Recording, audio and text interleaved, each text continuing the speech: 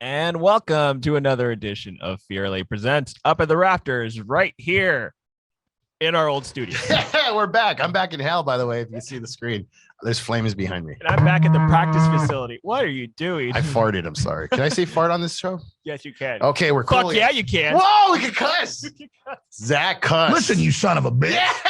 What the fuck's your problem? This is you want to sit here and say that I'm a goddamn fucking Russian? You get in my face with that, I'll beat your goddamn ass, you son of a bitch. You piece of shit. You fucking goddamn fucker. Listen to me. Sounds like my mom talking to me again. Whoa. So we actually are away from CRN for tonight.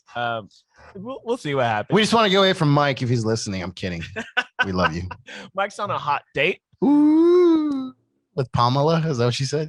Yeah, when Mike, if you're listening, Mark was like, "Oh, what's his name?" I was like, "Pamela." I bet she's hot. Good for Mikey. Good for Mike, yes. And we actually have a guest in studio joining us for the first part in non-Laker news. We actually have a great friend of mine who's a coworker. Is none other than Sean McConnell. Sean. Hey.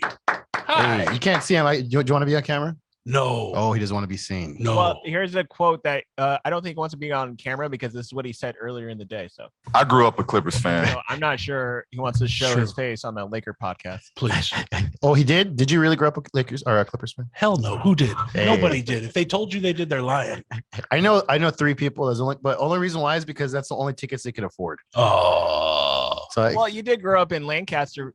That's country. true. That doesn't make you a Clippers fan by default, son. I assume growing up in Lancaster, the reason why is because you run out of money all the way to like the trip to the Staples Center costs so much that you're like, all right, the only tickets I can afford are the Clippers. No, what we did, we went to Palmdale High so we could watch Paul George play. that's what it was. That's as close as I got to a Clipper game. I grew up a Clippers fan. See, I have cousins up there, but they're all on meth. So that's why they moved up there. So I don't know. It's Lancaster's a great place to be from. That's what I always say. Yeah. Away. All right, so we have Sean here, and it's because Sean actually got done telling me about the Golden State Warriors part owner and that story, and so I was very flabbergasted at not just what his side of the take was, but also the fact that he could pronounce the person's name. So if you can, please, Chamat Palihapitiya. one more time for the people. Chamat Palihapitiya. I'm making it Latin for some reason. Oh, Shamat, right? Chamat Palihapitiya. I like something to that effect. Yeah. Right. And basically he went up on a podcast and said, like, look, I don't really spend that much energy caring about the China slavery situation. Whoa. It was pretty. He said that? He was like, if you care about the Uyghurs, then like, let me just say, I don't care about them. I don't think anybody really cares about them. Why are we spending? He goes, and I don't think China is a dictatorship. What? He said it's very low on my list of things I care about. Very low on the things I care about. Well, I mean, if you're from America, I can understand that, but I mean, you should at least know what's going on over there. He, by the way, He's from Sri Lanka. He's from Sri Lanka. Yeah. Oh, He moved to America, became a billionaire, and then he was just like, yeah, I don't give a fuck about other third world problems. wow. That's something like a billionaire would say. Especially a Golden State Warriors billionaire. Hey, all I'm saying, all the bad guys always hung out up north, NorCal. So just saying. So Sean, please break it down. Why do you want to play devil's advocate in this scenario? Oh no, my immediate reaction, first of all, how slow is the news today that this is all anybody's talking about, this dude and his poker podcast and what he said, Chamat Palihapitiya, about the Uyghur situation in China. And all I could think was he spoke the truth.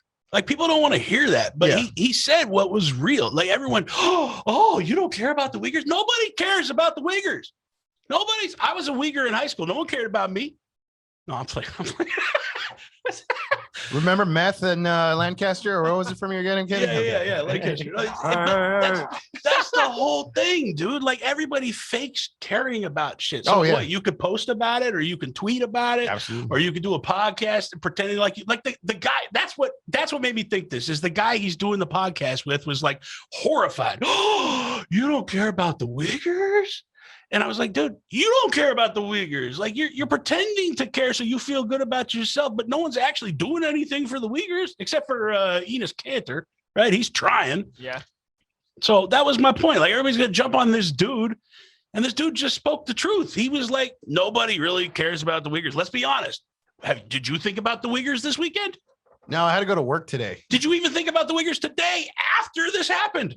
No, I got to go to the restroom after this. See what I mean? He spoke the truth, and everybody's jumping on his ass. All right, hold up. Here's the actual clip from him. So here's what he. Oh, here we go. Nobody cares about. Let's be honest. Nobody cares about what's happening to the Uyghurs. Okay, you bring it up because you really care, and I think that's nice that you care. The rest of us don't care. I'm just telling you a very hard. I'm telling you personally don't care. I'm telling you a very hard, ugly truth. Okay, of all the things that I care about, yes, it is below my line. Okay, of all the things that I care about, it is below my line. Disappointing. Disappointed. How dare he? You mean you virtually don't care? What? No, motherfucker, I don't care. That's what I'm saying. Nobody thinks about it. And everybody's going to jump on this dude like they did something for the Uyghurs. Nobody's done anything for the Uyghurs. If you really want to do something, do something. But man, it probably quadrupled this podcast download. No, well, I mean, come on, let's be honest. Let me just say, from the NBA fans' standpoint, that I love LeBron James as the basketball player. Right. But a lot of the things that he says off the court can get him into trouble. I agree. I think people are too hard on him, but yeah. And this is what Cantor had previously said. Like they had beef on the court, but a lot. Do you want to fix the mic? Yeah, I think we're good. Sorry. I had the cough button. I was like, okay, I think I'm doing this right. Sorry, this is my first time. As I tell every woman that I sleep with. I gotta remember that. Hold on, that's a killer line. Hold on. Who's worse, Dennis Prager or Mark with touching the mic? That was pretty bad. Yeah, that was pretty bad. But Dennis is worse. Dennis like literally goes, all right. Now I'm just being a dick. I'm sorry. But pretty much Cantor had on-court issues with LeBron, and then it went on off-court, and it had nothing to do with their past beef. It actually had to do with, LeBron, you wanted to go after Daryl Morey, and then you wanted to go after Daryl Morey, say he was like giving out this misinformation. He doesn't know what he was talking about. It's just like LeBron, a lot of people actually hit him on Twitter going like, LeBron, like, don't you have sweatshops in China? And like, these are the same people who were doing the sweatshops. Yeah. So I really think it's my understanding that like a lot of people will stand up for anybody that actually has like a cause on Twitter that is going to be like, no one likes to see other people get punched down is what I'm trying to say. No, sorry. Go ahead. No. My thing is just that because I agree with you. I completely agree with you when it comes to doing this. This is your fault, Zach. You wanted this. Another thing I used to say back in my 20s. Hey, I'm on fire today. Oh yeah, I take it. Yeah, because maybe I had a soda. It's that sugar. I'm gonna die. I agree with you because it's one of those things where it's like at the end of the day, like for example, like I'm sure I have something I'm outspoken about. Maybe one day if I care, like I will fight for it. But there's only so much you can do. So it's like, it's just one of those. It's it's like tokenism. It's like if you don't say it, like you have to at least say it, and then it means that you care. But it's like even if you don't, I hate the term silence is violence. It's like no, it's not. It's just stupid. Right. Like if you're not saying anything, you might as well be a part of the problem. Like. Right. No, there's certain people who are like, hey, like we want you to speak up, and then you speak out about a certain issue, and then they're like, wait, no, don't talk about that. It's just like I look at things logically and realistically. So it's like if I could do something that's actually going to make a difference and change, I will do it. But if I just sit on my ass and just if all it is have to say something, I'm not doing anything. It's just kind of like those 5K runs. Oh, run for the cause. It's like you're just running and you're making your fundraising money, but you're not really doing anything. You're just telling, hey, everybody want to watch me walk and run and stuff like that. And Doug Stanhope has a bit about this, and it's brilliant. It's very similar to what I'm even saying, but that's true. It's just, to me, it's just like a form of tokenism. It's people just like, you have to care, you have to say this, but it's like, okay, but at the end of the day, are you actually going to like take action and actually do it? Are we going to free prisoners and, POWs in Vietnam? No, but we're going to support them if they're still around, like that kind of thing. But nothing we could do. We can't fly over there and go do them ourselves. Yeah, no, he even came out later because of all the heat. He came out later and said, my comments lacked empathy. It sounded like they lacked empathy. I don't think the dude was saying, I'm sorry though, by the way. No, but why should he? No, I mean, he didn't say anything wrong though. I don't think he didn't mean it the way everybody took it. Like all these, how many people today tweeted about this dude. I forgot how to say it. Chamatapaya patala or something like that. Ravioli. How many people were angry at this dude while wearing Nikes? Oh, absolutely, dude. That's a good point. Think about that. One of my favorite bits is that, people like to say, "Oh, I'm woke." Oh, you gotta, you have to pretty much like, oh, the sweatshops and all that. But yet, like I said, I love my Air Max 90s. I'm all up, I'm totally against like sweatshops and all that, but I'm not gonna lie. Yeah, I wear Air Max 90s too. And they do a great job when I order off of Nike ID. So I guess I got to keep that coming. But I'm not going to stop. It's just the reality of things. If you want to blame anybody, blame America because of, there you go. Companies move their those parts overseas because it's cheaper. And then, that's another subject, but I'm with it. Yeah, no, I don't think he even meant to say you shouldn't care about the Uyghurs. He was just telling the guy, this is not high on my list. This is not something I think about on the daily. And I'm not as a billionaire. I don't really see a profit in right. It. So I was just saying, dude, everyone wanted to jump on his throat to make themselves feel better about something they did nothing about. Look, this is just the age we're living in right now. Pretty much. This is also something where it's like there's things you could say behind closed doors, and there's things you shouldn't say publicly on the air. And like he had a camera if this is a poker podcast that he comes on frequently with his friends and stuff, then like that's something you say at the poker table. You don't really bring it on to a podcast where like a lot of eyes could see it, especially when you have the names such as the Golden State Warriors attached to your name. Yeah, and then people are going to cry on the internet and be like, oh, they should take him off or he should sell the team, blah, blah, blah, blah. But it's like, those are just comment cards from like Denny's restaurants. That's what the internet is filled with. And then, but the fact that people give them power, it's their own fault. And look, okay. I would probably be, if he was someone like another comedian that said it and he got in trouble, I'll probably be on the comedian side. But since he's a billionaire, that's why I'm like, no, this guy needs to fucking sweat. That's where I'm coming from. So, and I get that too. So it's like, it kind of, as we're comedians, we have I have a saying, it's only offensive if it's not funny kind of thing. But in this case here, he's just being, he's just saying what, it's a conversation. It kind of almost, is this the full conversation or is this just a clip of a conversation? It's part of a clip. Yeah. Okay. Yeah. And then he later, there was more to it where I mentioned that he literally said, I don't really think China is a dictatorship. And then he elaborated. Yeah. I mean, I would have to disagree with that. Yeah. Yeah, well, when you got $1 billion, you can think differently. Of course. I mean? Yeah, that's all. Like, see that part. I don't know about that.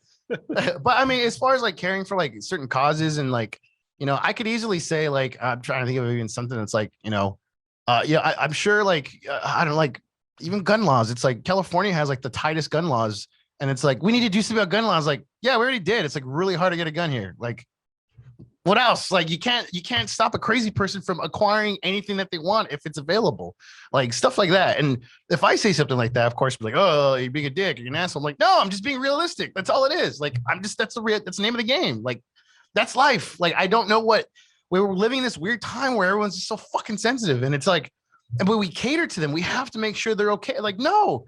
This is life. That's all it is. That's my point. Oh, and not just sensitive. It's like one strike and you're out. Yeah. You can't fuck up and say the wrong thing one time, dude. That one thing represents your whole like career, your life, and all of a sudden. If you apologize immediately, we're done with you. If anything, if you apologize, then it's like you acknowledge it.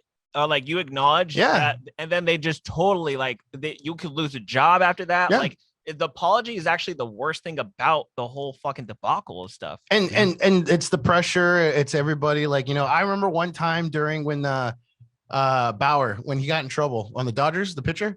Trevor Bauer. Yeah. So I replied, I was drunk one night and I replied to a TMZ sports article about that. And the woman was pressing charges on him. All I did was respond with, "I bet she's from San Diego," and that was it. And a lot of Padre fans. Yeah, I saw so many Padre fans were so pissed. But the best part was that I was right. She was from San Diego. So I was like, and I was responding to everybody like, "Hey, so this guy's so upset. Was I too loud?" I was like, "Oh, so sorry. Oh, my mic cut off, or am I too loud?" No, you're fine. Oh, okay. I couldn't hear myself. And I started laughing because I was just like, yeah, I was right. Like the fact that I was right, but nobody wanted to, go back and say I was wrong because no one wants to be wrong. We're living in an age where like nobody wants to be wrong. Everyone's on the right team. Everyone's on the right side because you think you're doing the right thing. But yet when it turns out you're wrong, no one corrects themselves, but they're quick to correct you if you're wrong. That's the weird times we're living in right now. Oh, they jump all over you. It's ridiculous. It's like a sport. Oh yeah. Oh, who can I catch slipping? It's credit, dude. It's social Yeah, credit. it's social credit. I kind of feel right now it's like it's what do the kids call it these days? It's not drip. It's what do you call it? When like it's what do you call it when like you're just doing it for clout. There you go. Clout. Well done. There you go. Perfect. Thank you for doing that. I was like, wait, clout. Clout is the answer. Clout. Let's see clout on the board. There we go. And it's that, but it's because everyone's in these little like, yeah, they're like, you know, the I always hear the term tribes, these online tribes, as we see on Twitter, you know, like basketball Twitter. They're filled with like little tribes that will attack another Twitter user because they said something that, you know, they didn't agree with, and they just go after them. That's one of the reasons why I kind of cut back on it on the internet too. I'm Donald Trump, and I approve this message. Oh boy, Lakers Twitter is gonna be on fire with that one. They're gonna be like,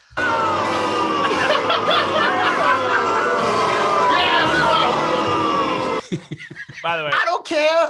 We don't support Donald Trump at all. No, we hate politics here. We hate all. I think they're all criminals. I think they're all salesmen. If you're into whoever the hell you voted for, it turns out you like snake oil too. You so like class war. You support class war. Yeah, like people like don't understand. Like when everyone's like, "Oh, we gotta vote for someone," like, no, you don't. Like, no, you don't. You really Politicians are very low on the list of things I care about. Yeah, you know what I mean. Yeah, if everybody just not voted, like maybe like that person wouldn't get voted in. Like, no, we have to. Like, no, you don't. How about you vote for someone that you really do like that will make a difference? Like, there's always a third option, but no one wants to go for that because the other two are bought by lobbyists. Anyways, well, yeah, that's another topic. That's a different podcast. Yeah. But what I was trying to tie in with LeBron James, it's just like I still haven't let him off the hook for him going after Daryl Morey. Yeah, no, I agree. Do it now. Let him off the hook, and I will because let him off the hook. Somebody now. Forgiveness works. There is somebody now in the hot seat for saying something so sensitive that I'm like, you know what? LeBron hasn't said anything bad recently. I might as well just let him off the hook. Right? LeBron he hasn't tried to plug Space Jam. Dude. I mean, we've in my lifetime, there's been like one or two players like LeBron. He's amazing, and we expect so much out of him. And he has this giant pulpit, and he feels obligated to speak. And then we want to kill him when he says something wrong. It's not right. It's not right. Let LeBron speak. Let LeBron be free. Let him share his opinions. Even if it's wrong, you can still love the man. I kind of, with LeBron, I just feel like he waits to be told what to say. And he doesn't necessarily like do his own research, do his own like, okay, like what is it that I really like? I feel like he has people around him that tell him, okay, this is what you want to say. This is what you want to feel. And so when he says something dumb or stupid, or he gets, crucified for it, it's usually something that he just wasn't like well educated on, and he just says it. And then that's when he starts backpedaling. For me, I noticed those times where he said something, he kind of backpedals a little bit. And then he kind of just like recorrects himself, but I'll give you that. I'll give you that. He jumps in too quick. Yeah, with the dude on the bullets when the announcer said, he pulls the trigger just like his father, Porter Jr. Yeah, I heard the backstory about that, and if this is true, then I understand that he thought his father was a basketball player. That's right. He had it confused with another player that had the same name. They had the same name. You can't blame him for that. Right. He had no idea. Yeah. Yeah, he had no idea that the kid's actual father committed suicide. He didn't know that. Yeah. But LeBron had already jumped in and was like calling for the announcer's head and said, we can't have this in our sport. And then I don't remember, I don't check Twitter, but I don't remember LeBron apologizing for jumping on the dude's neck. That's what I'm saying. So you're right. He does jump in, and everyone reacts. Could do better by thinking about things a couple times before they use their thumbs. Yeah, no, sure. I mean, I'm guilty as it too. Like I think I did that one time not too long ago where I was like, ooh, I kind of jumped the gun on this, but I was like, whatever. But then I will correct myself. Like nobody has the ganas, as we say in the Mexican community, to like yeah, those two. Those are delicious. Like nobody has like huevos. The balls, mijo. Nobody has the balls. Pelotas. Yeah. Okay. The huevos. They don't. Yeah, like I just to admit that they're wrong, and it's like it's a pride, it's an ego thing, it's like a social credit thing, like whatever you want to call it. But like, I think people just need to just like, if anything, just accept accept your failures as much as like your accomplishments when it comes to like, oh, I said the right thing, but if it's like, oh, it turns out I'm wrong. Like, hey, what do I know? Like. One of my favorite stories real quick that I've told before, but I'm going to be real quick. When Ronnie Dangerfield was trying to bring up Bill Hicks on stage, Bill Hicks said, hey, say this when you bring me up. He goes, it's not going to work. Then Ronnie did it on stage. It worked. After the show, Rodney went to Bill's dressing room and he goes, hey, kid, the line worked. What the fuck do I know? You know, they're one of the greatest comedians of all time. Oh, he is. Yeah. And, you know, and like, he goes, hey, what do I know? Like, people need to fucking start getting into what do I know? Like, it's okay to be wrong. And I think in this world, it's like, no, you have to do the right thing. You're right. Your feelings, like whatever no, let's like bring it back a little bit. And let's get back to like, hey, let's be realistic here. Let's be healthy, communicative, like human beings. That's all I ask. How many times did he say like? I say like a lot. Okay. It was like AOC. like I say like, and you know what's funny? A lot. Because Sean and I did a podcast for a while, and he would get on me. Oh, he was the one? Yeah, he was the one that told me about it. And so every time I listened back to Fear LA, I would hear the likes. And just like, you don't sound professional. I don't know. People don't do it on purpose. They don't. We have crutches, and it just it's fine. We say when our brain is working to try and figure out what we want to say. But now I'm in conversation with my friends, and I notice how much they say like, and so I feel as if it's like a mirror. You just said like 3 times. I agree. So I would think this. Here's a good rule of thumb. Like when construction guys, they're on, they measure twice and cut once. Yeah. Think twice and tweet once. There. So just try to think of it like that. So we had to go into construction, is what you're saying. It wouldn't hurt. Is that a Mexican joke? I'm offended. I'm kidding. We'd be better off if people were building things instead of tweeting. I'll be honest with you. Oh, absolutely. No, we'll probably have flying cars by now. Did you tell them the thing about the way you say kitten? Kitten. Oh, I say kitten. Kitten. Kitten. You say kitten. Kitten. Kitten. And when your hands get cold, those things you put on your hands? Mittens. Yeah. There's certain things that Zach says too that I noticed that I'm like, oh, I like how he says it. It's adorable. Yeah, it is adorable. Buttons. I have a friend that says buttons. Buttons. Buttons. Thanks for having me in, y'all. Yeah, you're welcome. It was fun. All right, get the fuck out. No, thank you, Sean McConnell. Security. Thank you, Sean. I love you. Sean McConnell, coworker and friend of mine, great friend of mine. Heck yeah. Our token white male representative for the show. From Lancaster. All right, back to the. You scare me so bad. You scared. Scum. I just saw Scum, so I forgot how long that was. I thought it was gonna be like back to the Scum. Dude, you fired me up. Like he's right. I mean, we have the same viewpoints. I mean, you know me. You're just like me too. It's just, I just don't know where. I mean, I know where it went wrong. It was 2015. That's when everything started going to shit. I think for me, 2015 was fine. It was 2016 when like Trump. It got worse after that. Yeah, but it started in 2015. The sensitivity because his campaign and shit like that. All the I would say 14 and 15 is when like it started changing, and it just it's gotten worse. And it all started when they started censoring like Alex Jones, ironically. And I remember every comic was like, yeah, F him, good. And I'm like, guys, this is not a good thing. Like, because that means they're going to censor anybody. And like, no, just the people like Alex Jones went, nope, you don't know how this works. You're opening Pandora's box. Dude. Exactly. And I always say like, just, I have to have the same freedom to speak my mind as the person that's picketing, like the Westboro Baptist Church, unfortunately, people in the freaking Klan, like they have to have the same freedom to say what they want. And so it's a personal responsibility at the end of the day. You have to be responsible for what you say. That's the whole point of freedom of speech. And we just live at a point, we was living this weird world where nobody fucking does that. Like it's just, you can't say that anymore. You can't, for me, I just try to make things funny. And also like, okay, I'm Arab.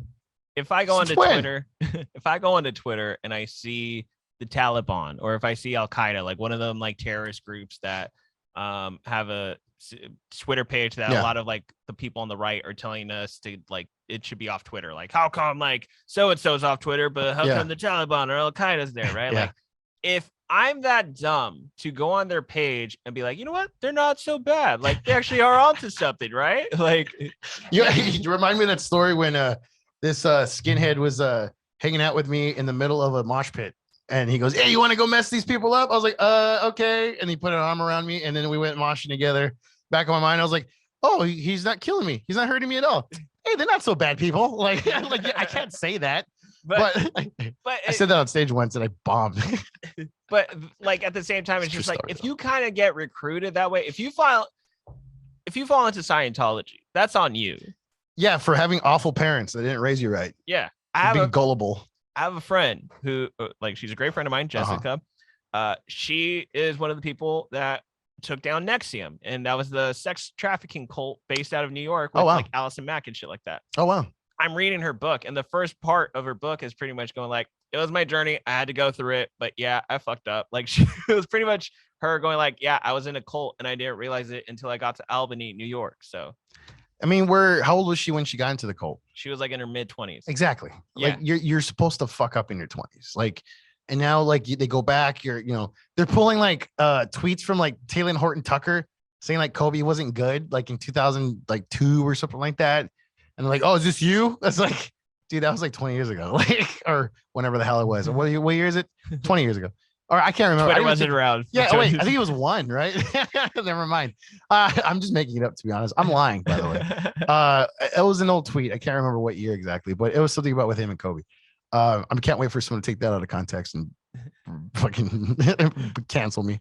Yeah, like you just the fact that like there's receipts, you got to do receipts. But let's face it, these people that pull receipts, these people that fucking take screenshots of shit, that just trying to get other people in trouble, they got no life. Like that's all they depend on to get a thrill is taking someone else down, because usually for the most part their life sucks and they have nothing else good going on, so they take it out on others. And that's the society that we live in right now, because a lot of people are unhappy. Yep. And if you guys want, listen to Tim Dillon's podcast, in his newest episode. I'm trying to think of the episode. Hold up. It was episode 284. Mm-hmm. From the 18-minute mark to probably about the 28-minute mark. He goes on a 10-minute rant, and it was just magnificent, because a lot of the people in Hollywood that are celebrities that relied on the powers that be to get them famous see other people who are now thriving independently. Yeah. And they go, oh, they are doing stuff that I didn't do, and they're making more money than me. Whereas I have a ceiling. I have to act in a certain behavior. I have to be good all the time. I can't say these things or else I'll get fired and I'll lose my income, like Patton Oswalt and shit like that, So all these people, the celebrities, are not, I would not say jealous, but they're just pretty much looking at them and going, look how free they are. I want to be like that. Yeah. And it's turning into hatred of some sort. It's weird. Like with the Patton thing. Remember when he posted that picture of Dave Chappelle? And this is my friend. We've known each other for a long time. And he asked me to do a set, and I did. And then he like took it down and apologized like to the people that were offended by it. Wait, did he take it down? Because I still saw it on Twitter. I hope he still left it up, because if he took it down, then I'm going to be very disappointed in him, because real comedians don't do that kind of shit. And I will gladly say that again. Real comedians don't do that kind of shit. Yeah. Like cowards do that kind of shit. And plus it's like, dude, okay, the whole post was about how long you've known Dave Chappelle. Yeah. Like sincere. Yeah. It was very sincere. And it was also about just pretty much like, hey, like you guys were in the same town. What are the odds? He asked you to come by, and then you do a guest spot on his big ass show, right? People should be happy that type of like synchronicity happened and that you guys go way back. Instead, there's this small community that's like, no, we need to make them pay. And that's kind of fucked up. And that's what, like I said, it's the internet's fault. It's for taking comment cards at Sizzler to heart. It's like taking, but it's kind of society's own fault. It's, we like right now we thrive on a business of, what's a convenience and like wanting to, there's a comment box for everything. Yeah. But all it is it's because the companies want to collect data. They want to know what people are talking about, what they're buying, what they're looking at. And that's really what the problem is that since we run off of a society of collecting data, and that's why things are the way how they are. At least that's my philosophy on it. Yeah, I agree. Okay, so December 31st, he still left it up. I still see on his Twitter his picture. It's still there. Good. It's still there. Good. Patton Oswalt is always my favorite comic. No, I mean I have all his albums to be honest. And I do love Patton Oswalt. Like, he's a freaking creative genius. Do I like his stuff on Twitter? Not really. It's his brother. His brother's such a. Come on, man. Like I feel like he just does it for retweets and likes. Yeah. Like a lot of there's a lot, and it's a lot of that on Twitter. It's like if you like I said, it's the majority versus the the minority. Like like I have a lot of things that are opposing views with what a lot of my friends are outspoken about, but I'm not gonna because I hate arguing, and because it doesn't matter that I'm wrong or if they're right, and like to me it's just like no, it's just how I see it, and everyone goes out of their way to try to convince other people that they're wrong. It's like, who cares if they're wrong? Like if you think it's right, then it's right. But it's because someone else has a disagreement with whatever your belief is, it doesn't make it wrong. It's just respect it. And that's it. But yet these people are like, oh, we got to respect and love everybody. Except if you're, if you're this, or if you're that, it's like, okay, well, I thought you were just for like, free love and total liberal and all this kind of stuff. Cause I'm as liberal as he could be, believe it or not. I want people to do what the fuck they want, as long as you're not hurting anybody or disrespecting anybody. That's liberal. Are you liberal to the point where you want free healthcare? Why not? Who's going to pay for it though? That's the conservative side of me. Yeah, that's the realist side. No, if we're gonna do like are you a Jimmy Dore or Tucker Carlson? No, it's funny you say that because like one time Norm said that, and it made me think. Because he goes, socially I'm liberal, financially I'm probably conservative. I was like, yeah, actually me too. Because it's like, I'm a taxpayer, I don't want certain things to go up, but at the same time, I want everyone. I mean, as far as like, everyone should have the right to seek medical help and treatment and stuff. But of course, there's a lot of red tape when it comes to like who's going to pay for it. But you could blame I blame most of it on politicians because if anything, that's where it really I would think the bottom line is. Yeah. No, I agree. Right? Yep. All right, we'll go into like. I know we're going into like world political shit. I'm sure I'll get canceled for this. I don't care. It's all a joke anyway. This is an act. I'm in hell. I'm taking a picture with you, and then like the next thing people are like, people associated Mark with that shit. Can't wait for that Trump picture of me in a hat or whatever to pop up. I'm Donald Trump, and I approve this message. All right. So you want to know who is? You want to know who's actually in the hot seat, and it's not because of what they said. Mark Gonzales, ladies and gentlemen. Frank Vogel. Oh, what happened? So when the Lakers got blown out in Denver, the Lakers nearly fired him after the blowout loss, as embattled coach remains on the hot seat. And this came out today by Sam Quinn on CBS. Frank Vogel has been on the hot seat throughout a disappointing season with the Lakers, but things have gotten harder recently. According to Athletics' Bill Oram and Sam Amick, Vogel is being evaluated on a game-to-game basis. They report that he narrowly avoided being fired after the Lakers were demolished 133-96 by the Denver Nuggets. But the Lakers lost, and had the Lakers lost in a similar fashion to the Jazz on Monday, sources believe it would have been his last game with the Lakers. So, I mean, I didn't know it was that close to him being fired, but I mean, that sounds like a thin string right there. It's just interesting to me that two reporters were reporting it. This is coming from two sources. So it kind of, for me, it's a no-brainer that maybe someone from the Lakers told them, hey, we want you to report this to see how they would react. And I kind of feel like the Lakers haven't been really helping Frank Vogel, but at the same time, Frank Vogel hasn't been doing a good job either. And also, like, if you fire him, then who's the head coach? Dude, I do not want that dude. This is going to be a Mike Brown situation all over again. Or this is going to be like, if you get rid of Trump, then you have Mike Pence running the country. Yeah, I know. I remember that. I was like, hey, guys, it's going to get worse if we do this. Like, let's just wait it out. Remember gay shock therapy? So, like, you want that? Because that was his whole thing. Pick your poison, dude. That's how I'm like, how about we keep Frank Vogel? Because I don't want this dude. Yeah. Like, I mean, like, what's his name? Fizdale or what? Fizdale. It's funny. I just know. Oh, is that the dude with the black glasses? I mean, I have black glasses too, but the thick frames. He looks like an egghead. Yeah. David Fizdale. There you go. David Fizdale. Yeah. Okay, let's make sure. I can't wait for someone to be like, oh, he said black glasses. I don't know. This is so what? Are they camouflage? Racist. See what he did? He fired us all up. Damn. Yeah, but like the way how I look at it is like with Frank, let him finish out the year. Let him coach. My only complaints is that he's letting DeAndre Jordan play a lot, or he was. Just the lineups. Some of the lineups are like, what are you doing, man?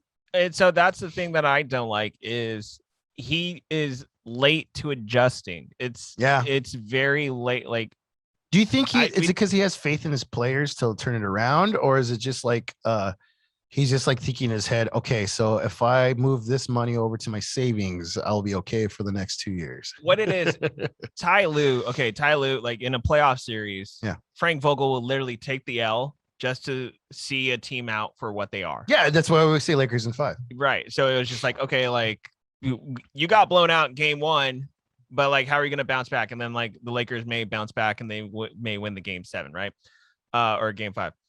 But in the case of Tyronn Lue, like the team could be down by 20 and then he'll make the adjustments and the Clippers will make it a fighting game. Like they'll have a puncher's chance or like a boxer's chance to freaking get back in the game. So like in that case, that's why I've been saying this season, Ty Lue is a better head coach, is because he knows how to make the quick adjustment. It's not something that's like after a month and going like, oh, you know what? Maybe I shouldn't be playing DeAndre Jordan at the 5. Maybe I shouldn't have Kent Bazemore playing as many minutes as he has been. But the one thing I want to point out too is that this team isn't. I mean, I guess on paper, is it supposed to be good? It's supposed to be. Is it a championship caliber team? I still think it can be. It's just not with Westbrook. That's my personal opinion. So I think as long as you have LeBron and AD, and as long as they're healthy, you can find a third star at the trade deadline, and you will have enough pieces to get across the finish line at the very end of the season. So do you think Westbrook's going to stay a Laker this season? With the trade rumors that have been happening, I think they might ship him off come the trade deadline. To where though? There's a lot of options. Pacers? I know what's his name is on the Lakers radar.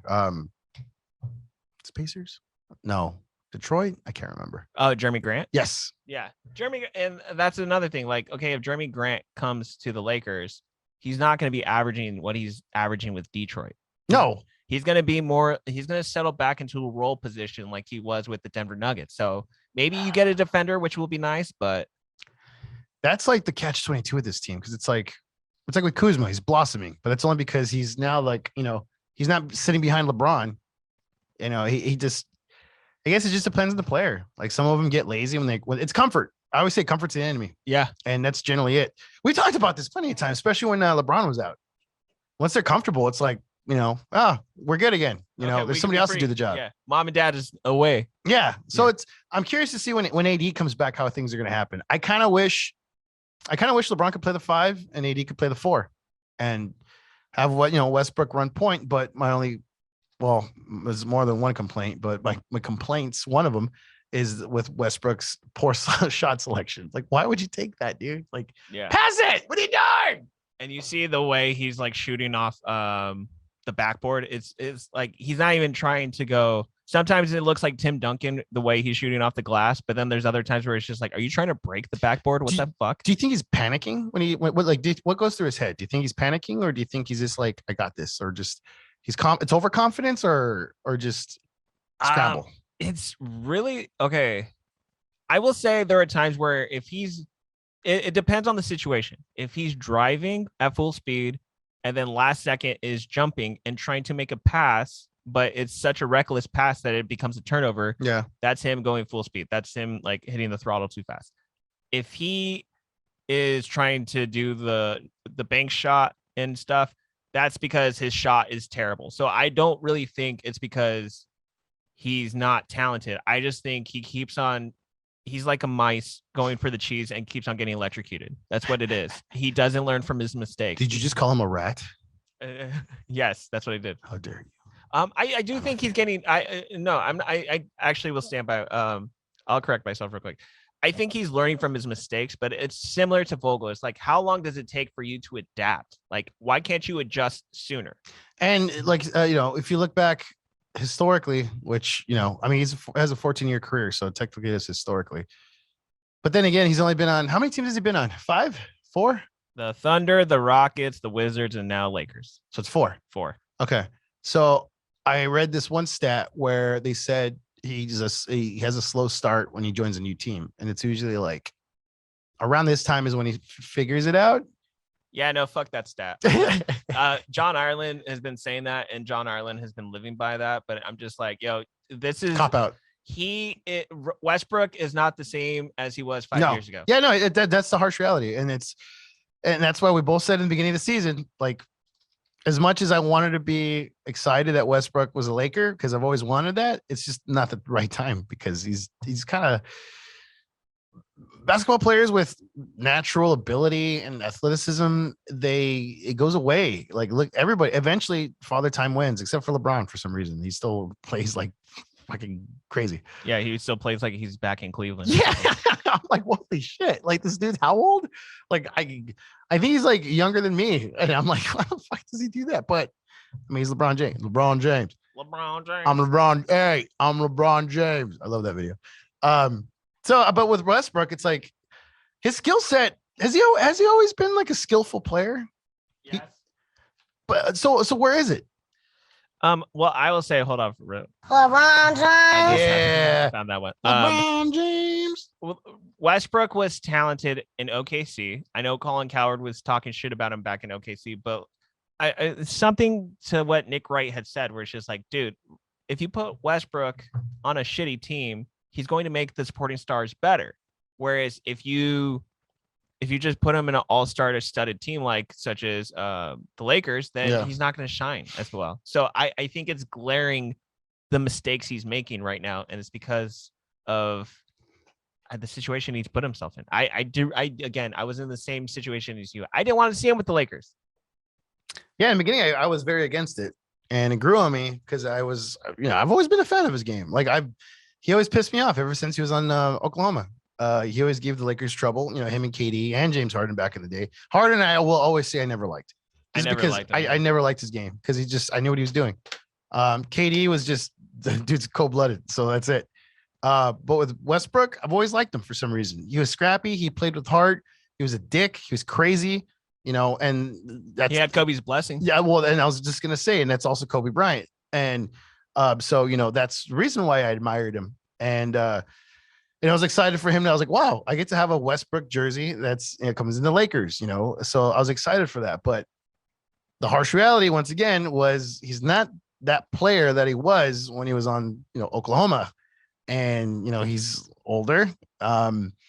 He kind of lost his shine. I don't know what else to describe. It's like it kind of sucks because, like I said, he's just not as good as he used to be, and that's the reality of it. So okay, going back to the original point with Frank Vogel, do you think Frank Vogel will finish out the year with the Lakers? I hope so.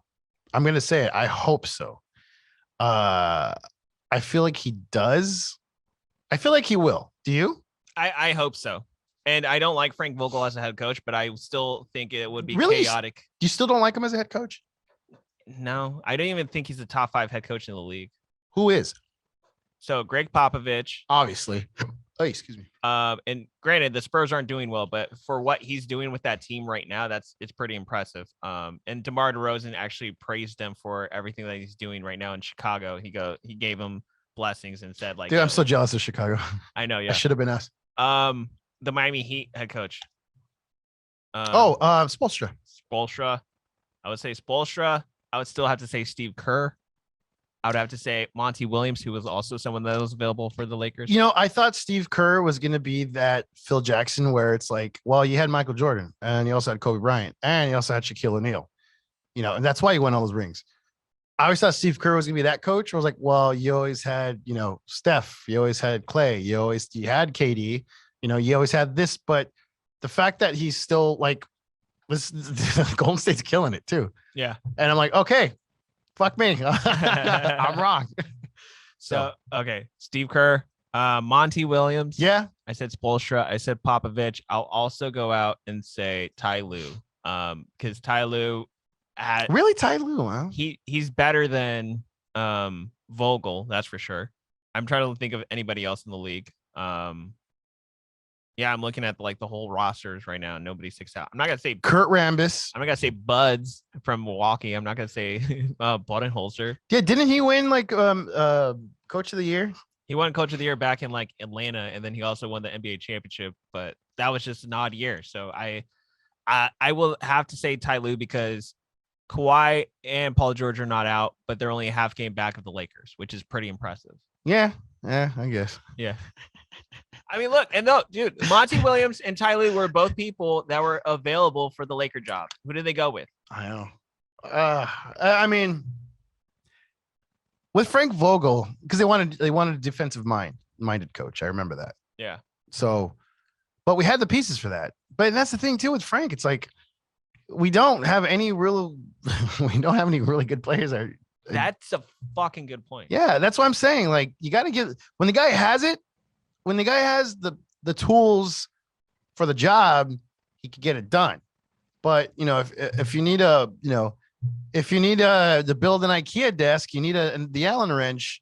Vogel needs defensive-minded players. He doesn't have that Allen wrench. So how the fuck are you gonna do it with a screwdriver? Good luck. Yeah, we're like, hey, by the way, we're gonna take away your wrench named Caruso, and we're gonna give you another wrench called Monk. Yeah, it doesn't really shape the same way, so you're gonna have to try to divot or try to find the crevice for you to like screw it in, but you'll do it. You'll figure it out. You got it. You got it. There's a number on the back you can call if you get issues or anything like that. And by the way, here's Carmelo Anthony too. 0 defense. Although I think he had a block. I don't even think he does help. Like he won't even help you in this case. What is he averaging? It's gotta be like 12 points, right? I meant defensively he won't help. I know. Offensively, he was 13 points and 4 rebounds. Yeah, so. It's great off the bench, but no, I know defensively he's trash. He's a garbage bag. Yeah, he's me in life, but he's obviously an elite athlete. And then I could see the flames in back of him. And you're like, oh hi. Yeah. Oh, hi, Kareem. I don't know. No, I love Kareem. I don't know. I meant to say, it's funny you said that. Funny how I said that. Because I meant to say Wilt. Oh, hi, Wilt, because he's dead. Yeah. Kareem's very alive. I also typed in a ESPN Game of death, though. Trade machine. Because, I tried stopping with that, but I was just curious. Because I hear this. We should have a segment where you always hit the trade machine and see how okay, let's do this. What do you think of this one? Like, supposedly I just did straight up Kyrie Irving for Russell Westbrook. And I was like, we couldn't actually have the OKC reunion in Brooklyn, right? With James Harden and Kevin Durant. And then you could have the conspiracy theorists, Kyrie Irving and LeBron James reunite in LA. And then you can talk about China. Their love for China.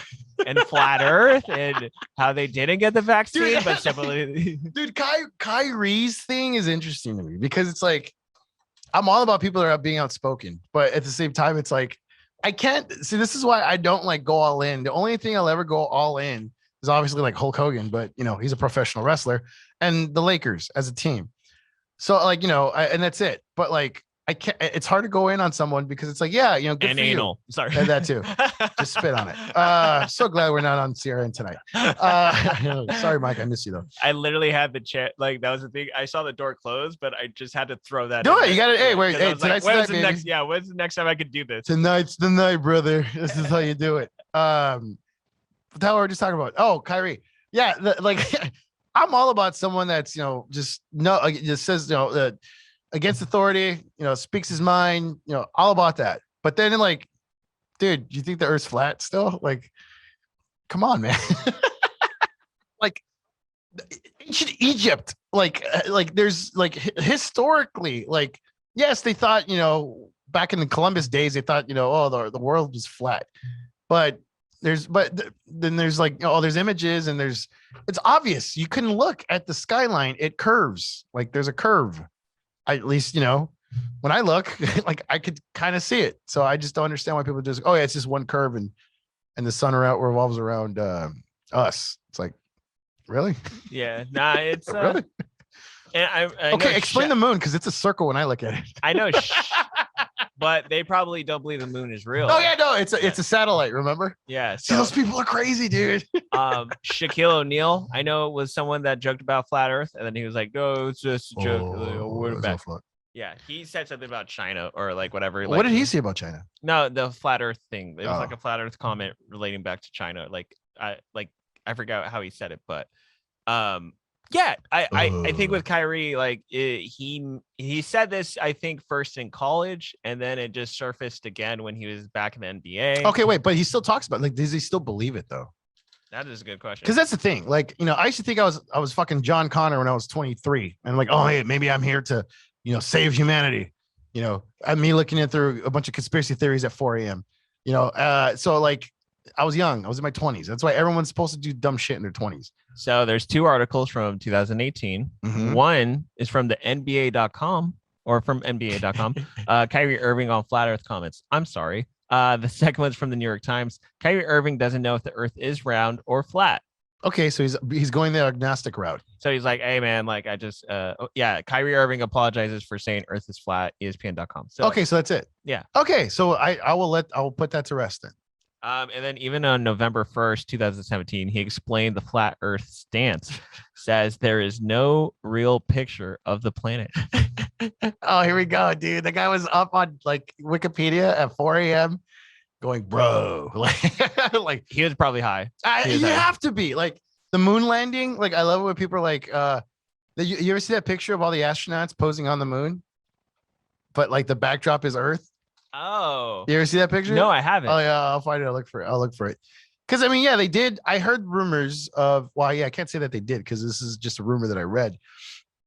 Was that they did prepare a taped like landing just in case if the feed wasn't received well when it was being broadcasted live or delayed or whatever when we actually landed on the moon. Yeah. But of course, there's so many different arguments where you're like, okay, well, what if they just told you that and they really just didn't land on the moon? Like, or what if, like, there's so many what ifs, and that's fine. That's cool. That's what's entertaining to me. But you can't like marry that, like, oh yeah, this is what it is. It's like nobody knows. That's why I say, like, I'm not, I grew up Catholic, but right now, like where I'm at, I'm very agnostic because I don't know. There's something. I've done enough psychedelics, so I'm like, oh yeah, there's definitely something out there. I have no idea what it is. It's probably a female because females have portals down there and they bring out human beings. And to me, I feel like that's almost like the universe, portals and planets and, black holes. And I feel like there's these weird connections. Do I believe it? Not really. I just think maybe that's a possibility. Yowie, wowie. Also, waiting for an Alex Jones one. Oh, who's that? Listen, you Satanists want to sacrifice the West. You want to kill the beautiful goddess that is the West. You people are enemies, and we're going to get your asses, and we know what you're up to, and we're coming for you. Yeah. Did you ever see him when he opened up for Doug Stanhope? The Austin incident? No. Oh, I have it. I'll send it to you. Please do. Yeah. It's he almost started like a riot in a comedy club. I felt bad for Stanhope because everything what Alex Jones was talking about was legit, like about the Gulf War, like all that kind of stuff. But there was like people from the military there, and they're getting pissed. Oh. And so like but he was just like spitting a factual truth that eventually came to light as true. But Stanhope was just trying to be like, oh, this is a comedy show. Like you could tell he was just trying to rush his material, trying to calm them down because Alex was in the back arguing still. It's pretty funny. But no, the Alex Jones is crazy too. Oh, dude, totally. I mean, come on. He's an entertainer. That's what people are like. I used to get into InfoWars too, like when I was younger. Tim Dillon used to fall asleep every night to either Alex Jones. Or no, like I think he went to bed listening to Alex Jones and he wake up the next morning listening to Rush Limbaugh. I'm like, dude, how have you not committed suicide?